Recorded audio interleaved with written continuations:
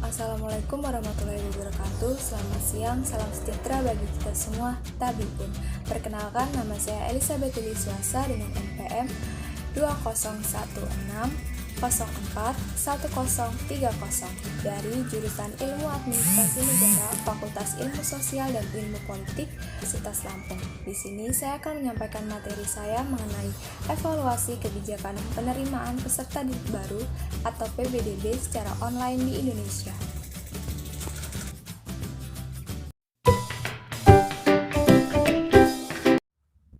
PBDB online yang diselenggarakan di Indonesia didasarkan pada kebijakan Peraturan Menteri Pendidikan dan Kebudayaan Republik Indonesia Nomor 14 Tahun 2018 tentang penerimaan peserta didik baru pada taman kanak-kanak, sekolah dasar, sekolah menengah pertama, sekolah menengah atas, sekolah menengah kejuruan, atau bentuk lain yang sederajat.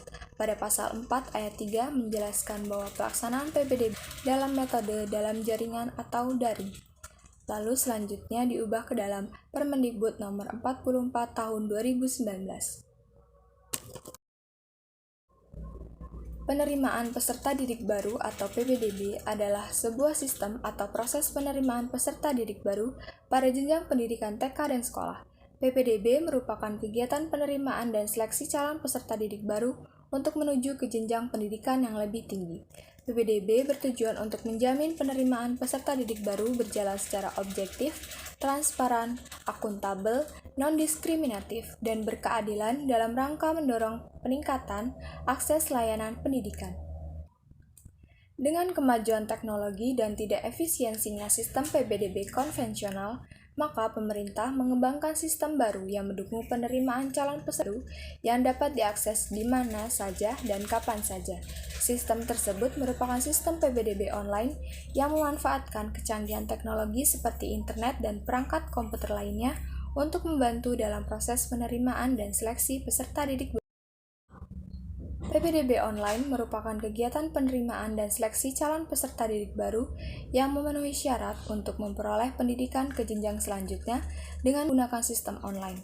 Dengan sistem ini, maka semua proses, dari proses pendaftaran, proses seleksi, hingga pengumuman akan berlaku otomatisasi seleksi penerimaan peserta didik baru dengan menggunakan sistem online dan berbasis waktu atau online real time.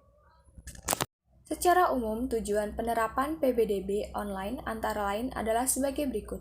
Pertama, meningkatkan mutu layanan pendidikan. Yang kedua, menciptakan sistem PPDB yang terintegrasi, akurat, dan transparan. Yang ketiga, melaksanakan PBDB dengan lebih praktis dan efisien. Yang keempat, menyediakan sekolah yang akurat. Dan yang kelima, memberi fasilitas akses informasi bagi masyarakat dengan cepat, mudah, dan akurat.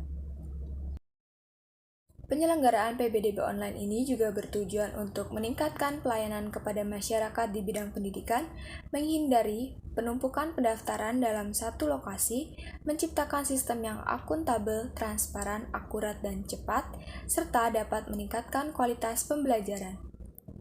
Sumber lain juga menyatakan bahwa PPDB sistem online bertujuan untuk memberikan kesempatan yang seluas-luasnya kepada setiap warga negara agar memperoleh pelayanan pendaftaran secara cepat, transparan, dan dapat dipertanggungjawabkan.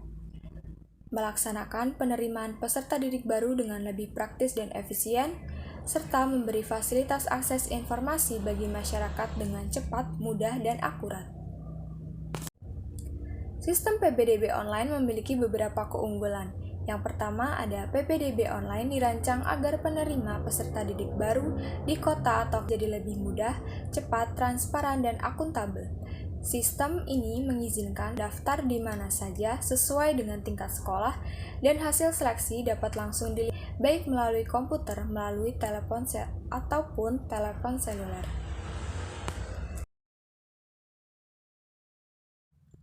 Selanjutnya, keunggulan sistem penerimaan peserta didik baru secara online adalah posisi penerima peserta didik di internet menggambarkan kondisi real yang ada di lapangan. Orang tua juga dapat lebih mudah memantau pergerakan posisi penerimaan anaknya di suatu sekolah dan semua informasi yang tersaji itu secara lengkap, meliputi data, daya tampung, terendah, tertinggi, dan sebagainya. Suatu kebijakan, program, atau tindakan yang telah diambil oleh pemerintah sangat perlu untuk diadakan sebuah evaluasi untuk menilai bagaimana hal tersebut bekerja dan berdampak bagi masyarakat. Evaluasi sendiri merupakan tahap akhir dalam suatu proses kebijakan. Lester dan Stewart menyatakan evaluasi kebijakan pada hakikatnya mempelajari konsekuensi-konsekuensi kebijakan publik. Sedangkan evaluasi dampak kebijakan merupakan kegiatan yang dilakukan oleh seorang evaluator dengan lebih berfokus pada output dan dampakan pada prosesnya. Suatu kebijakan yang berhasil apabila kebijakan tersebut menghasilkan dampak kebijakan adalah perubahan kondisi fisik maupun sosial sebagai akibat dari output kebijakan. Output sendiri adalah barang, jasa, atau fasilitas lain yang oleh kelompok-kelompok sasaran.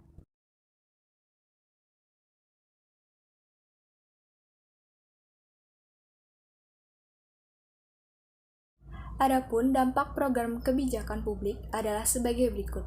Yang pertama, dampak pada masalah-masalah publik dan dampak kebijakan yang diharapkan atau tidak.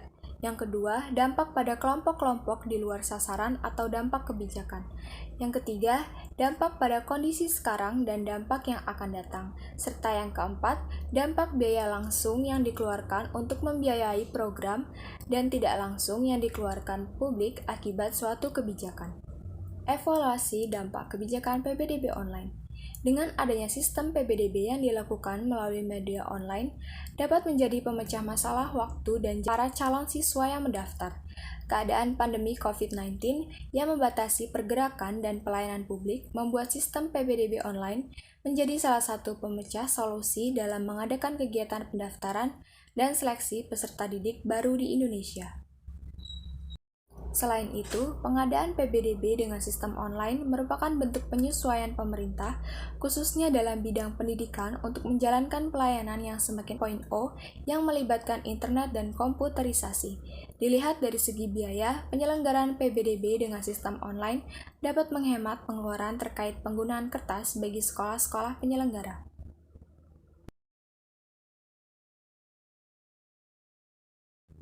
Sedangkan bagi calon peserta didik dapat menghemat biaya transportasi sekaligus lebih efisien perihal waktu karena dengan sistem ini mereka dapat dengan mudah mengakses pendaftaran tanpa harus meluangkan waktu yang lama untuk datang langsung ke sekolah-sekolah pilihan mereka. Ditambah dengan kecenderungan generasi muda yang sudah lihai dan terbiasa dengan sistem digital membuat sistem PPDB online menjadi program yang baik untuk dijalankan. Secara umum, penerapan PPDB online di Indonesia sudah berjalan dengan baik. Namun, di samping itu, tetap ada kendala yang dihadapinya. Adapun kendala yang dimaksud kurang matangnya persiapan pihak sekolah dalam menyiapkan SDM yang mampu mengelola sistem PPDB dengan baik. Angka daya tampung dan banyaknya pendaftar yang mengalami kesenjangan di beberapa sekolah, serta beberapa kendala teknis yang menyangkut pelaksanaan PPDB online di Indonesia. Sekian pemaparan materi dari saya. Saya akhiri, terima kasih. Selamat siang dan sampai jumpa.